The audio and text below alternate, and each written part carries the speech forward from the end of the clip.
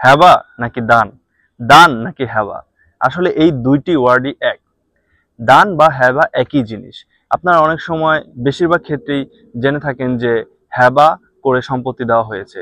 এই হ্যাবা করে সম্পত্তি আসলে কয়টি ধাপে দেওয়া যায় বা এই হ্যাবা কত প্রকার, এই নিয়ে এখন আলোচনা করব। হ্যাবা মূলত চার ধরনের। একটি হচ্ছে সাদকা, একটি হচ্ছে হ্যাবাবিল আওয়াজ এবং হ্যাবাবিল শারতিল আওয়াজ এবং আরিয়ত।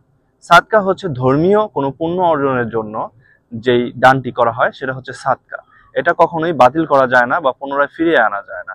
হ্যাবাবিল আওয়াজ হচ্ছে যে দানটি মূলত প্রতিদানের মাধ্যমেই হয়, তবে দান গ্রহীতা মানে যাকে দান করা হয় সে মূলত তার নিজ ইচ্ছায় বা স্ব ইচ্ছায় সেই প্রতিদানটি দিয়ে থাকে। এখানে কোনো শর্ত আগে থেকে উল্লেখ থাকে না। হ্যাবাবিল শারতিল আওয়াজ হচ্ছে এটা মূলত শর্ত সাপেক্ষে দান। এই শর্ত আগে থেকেই উল্লেখ করা থাকে। যে প্রতিদানের মাধ্যমে হ্যাবাবিল শারতিল আওয়াজ সম্পূর্ণ হবে, দান গ্রহীতা যা প্রতিদান হিসাবে দিবে তা আগে থেকেই শর্ত সাপেক্ষে উল্লেখ থাকে।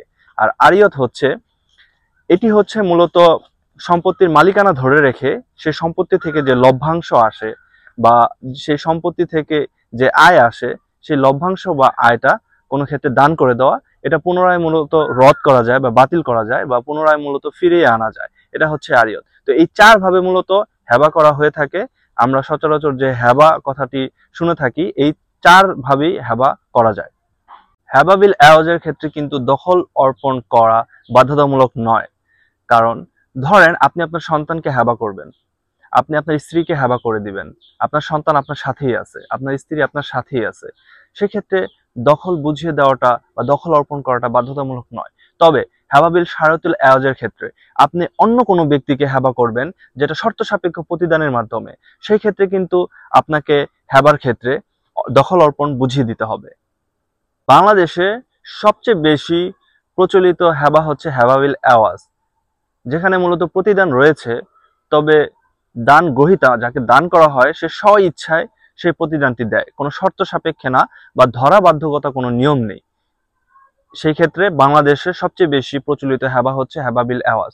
ধরেন আপনি আপনার সন্তানকে, আপনি আপনার স্ত্রীকে, আপনি আপনার বাবাকে, আপনি আপনার স্বামীকে হেবা করবেন বা গিফট করবেন বা দান করবেন, সেক্ষেত্রে হেবাবিল আওয়াজ করা হয়।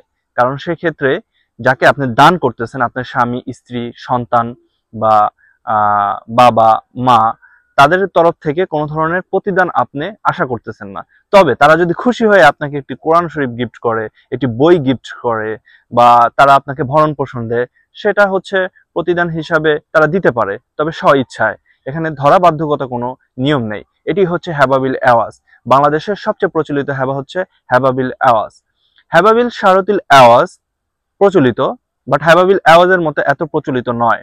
হেবাবিল শারতিল আওয়াজে মূলত শর্ত সাপেক্ষ দান করা হয়, যে আপনি একজনকে দান করবেন, যাকে দান করবেন সে আপনাকে প্রতিদান হিসাবে কি দেবে তা আগে থেকে শর্ত সাপেক্ষে উল্লেখ করা থাকে এবং সেই সমপরিমাণ প্রতিদানই দাতাকে দিতে হয় যে দান করবে।